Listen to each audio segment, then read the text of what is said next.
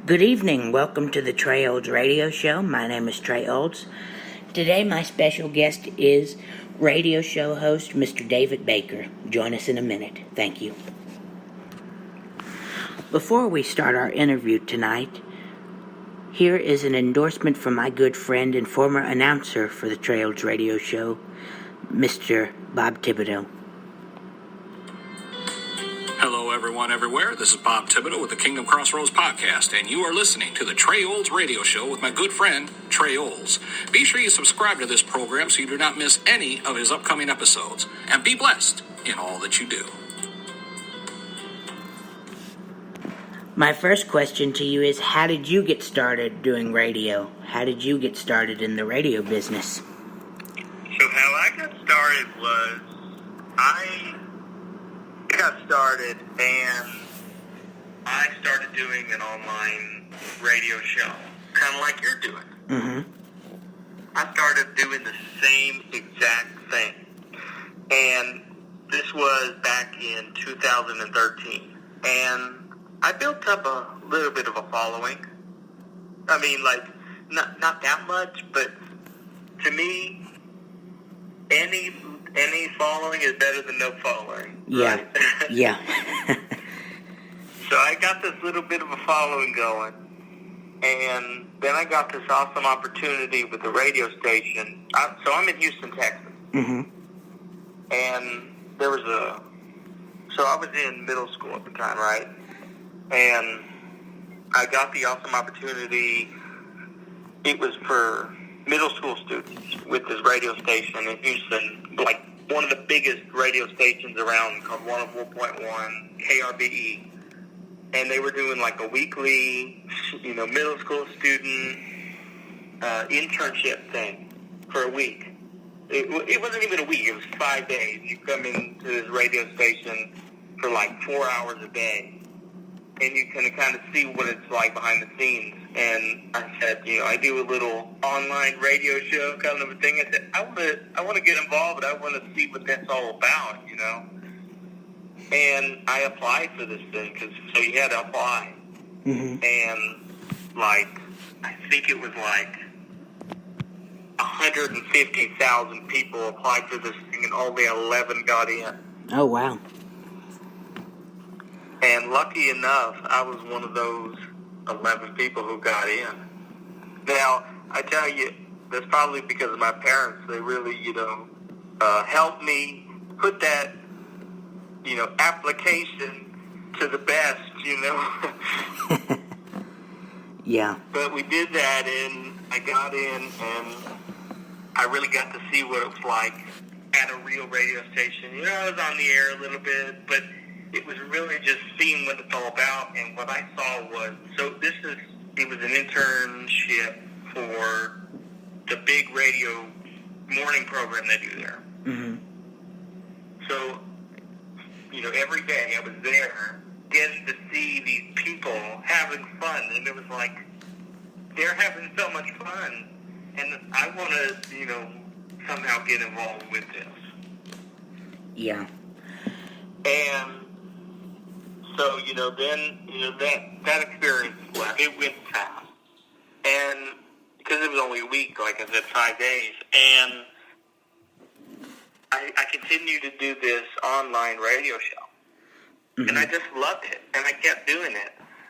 And then there came to be a point where it was like, enough's enough, but I still love to do it. But it was like, this was an opening for opportunity. I put it on hold a little bit, and I said, something better is going to come up with this. So I put that on hold a little bit.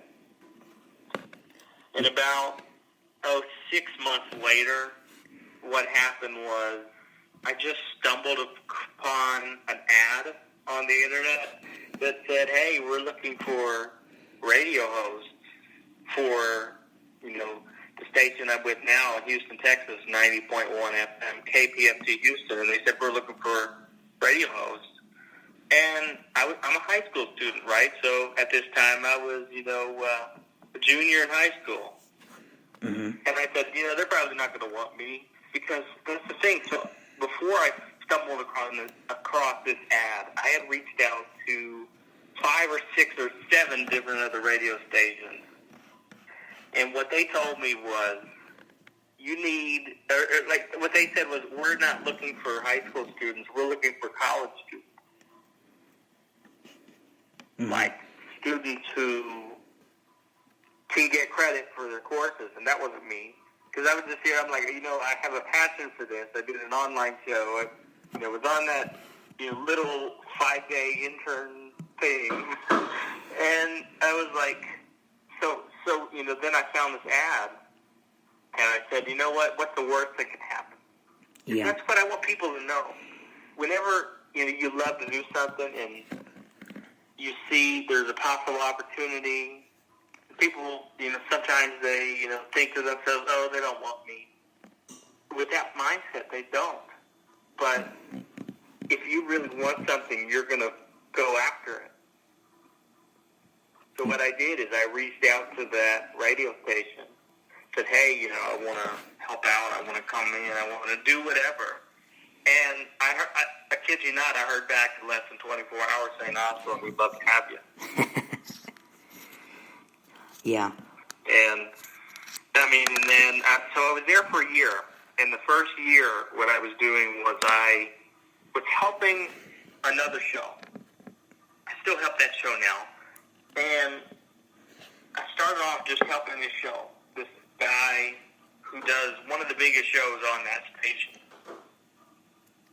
And I did that every week. I came in to help him. And I worked, as hard as I could do, and that led to me being able to meet other people who then were able to help me get my own show, which is where I am now. I have my own show every Monday from 1 to 2 p.m.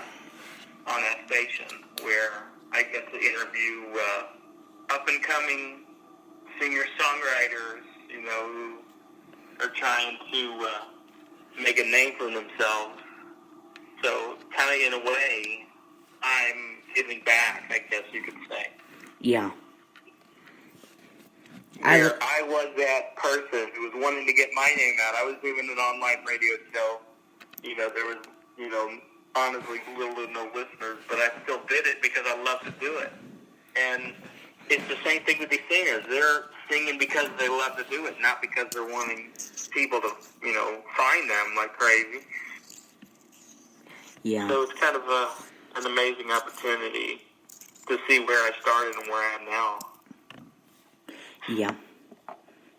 I love radio. It's crazy because thinking about it, I really have never shared this whole... That's like the first time that the whole story has just came out, I guess. Yeah. I love radio because you could do so many great things with it. There's many different ranges you can go. When I first started out, I did music, but then after 2 years, I started to interview people like I do now. That's right. Mm-hmm. What is the most... Go ahead. And for you, how was it, what was it for you that said, hey, I'm just going to do this, Well, I was always in love with radio and entertainment and comedy, anything show business. And as I got older, I wanted to do it somehow, but I didn't know how to do it. I didn't have a clue about anything in entertainment. And I met some friends that did radio or just got started in radio, and they said, well, you have a unique voice, and you should give it a try. And I heed and hawed, I didn't want to do it. I was shy, and eventually I gave in, and I started doing it. And I loved it ever since. I agree with you there. When I first started, the first time I ever got an airtime, it was like, I don't know what to say. I'm shy. I'm quiet. I don't know how to do it. And the first time at the station I'm at now was fantastic. It was flawless. It was a great 3 to 5 minute piece that I was talking about, school, gun violence, or whatever, just something like that. We were talking about that. It was just on the fly, and it was great. Mm-hmm. So a couple weeks later, they said, well, let's try that again. Let's go on the air and talk about, ramble on about something for a couple minutes. And that time was dreadful. It was terrible. Yeah. Yeah, and that's the thing. Your nerves really get to you.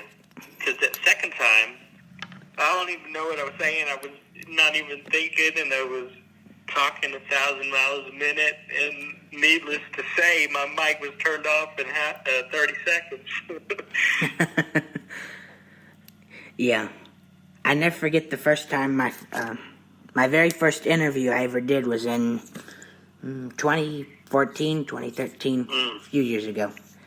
And like you said, your nerves get the best of you, and he was going to call me, this voice actor was going to call me so we could start the interview, and before he was calling me, I was a nervous wreck. I'm like, I don't know what to say, I'm, struggling around, and once that phone rings, hi, how are you? The nerves have to settle down, Yeah. That's how it always goes. Yeah. My next question is, what is the most difficult part or the most challenging part about being a radio host to you? What do you find is the most challenging or difficult part? It's all about, so there's definitely pros and cons to everything. Mm-hmm. Now, the cons for radio, to me personally, this is just, everybody has their own opinion. It's that I'm doing it as a hobby, not necessarily as a career, if that makes any sense. So a lot of, think about it. Think about it. How many Ryan Seacrests are there out there? There's one. Yeah. So, and this is something for one, a lot of the people I work with at the radio station I'm at, they told me this statement. They say, think about it. There's only one.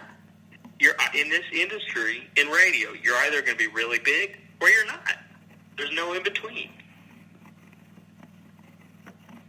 So, the station that I'm at now, KPFT in Houston, Texas, it's a community-based station where everybody who comes in is in there because they have passion for radio, because that's what they love to do. Not necessarily, this is what I want to do as a career. I work with, people who are somebody I work with at the radio station is a lawyer, right? And a dental salesman. Yeah. So, and it's they're a lawyer part-time, and then once a week they come in, hey, I'm radio star for now, and it's I can just do that because of opportunities in places like that. Yeah. Just come in and do it for fun. So the money is probably one of the most, that's probably one of the cons. Yeah. But a pro, there's pros and cons to everything, like I said.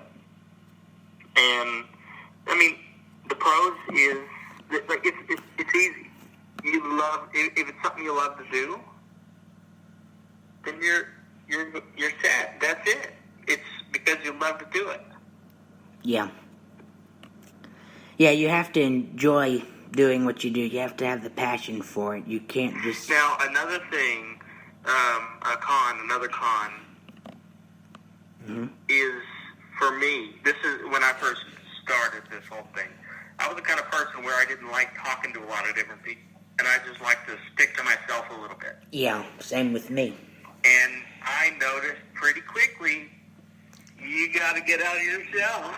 You can't just be quiet and not say anything to nobody. Yeah. Because another thing is, when you're in the middle of an interview and you are talking to that shy person on the phone who's never done anything like that before, that's it's a little tough to have to figure out ways to get them to talk. Yeah. Like, I've had great interviews with a person, wouldn't stop talking.